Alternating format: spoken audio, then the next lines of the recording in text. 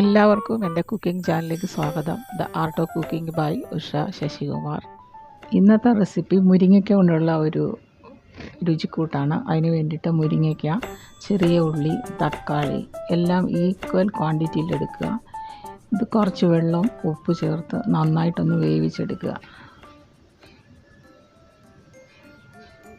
ഒന്ന് മൂടി വെച്ച് വേണം വേവിക്കാനായിട്ട്, എന്നാലേ നന്നായിട്ട് വെന്ത് കിട്ടുള്ളൂ.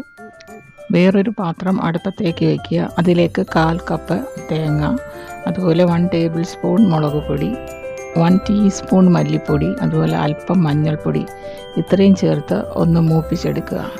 ഈ മൂപ്പിച്ചെടുത്തത് നല്ലോണം ഒന്ന് പേസ്റ്റാക്കി എടുക്കുക. ഇത് വേണം അതിനകത്ത് മസാലയായിട്ട് ചേർക്കാനുള്ളത്.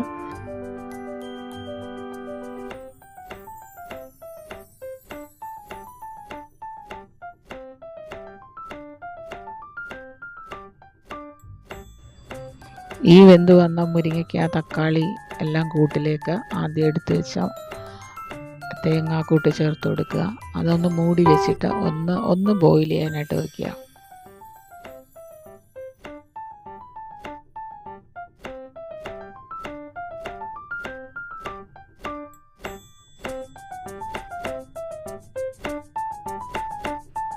വേറൊരു പാത്രം അടുപ്പത്തേക്ക് വയ്ക്കുക. അതിലേക്ക് അല്പം വെളിച്ചെണ്ണ ഒഴിച്ചു കൊടുക്കുക.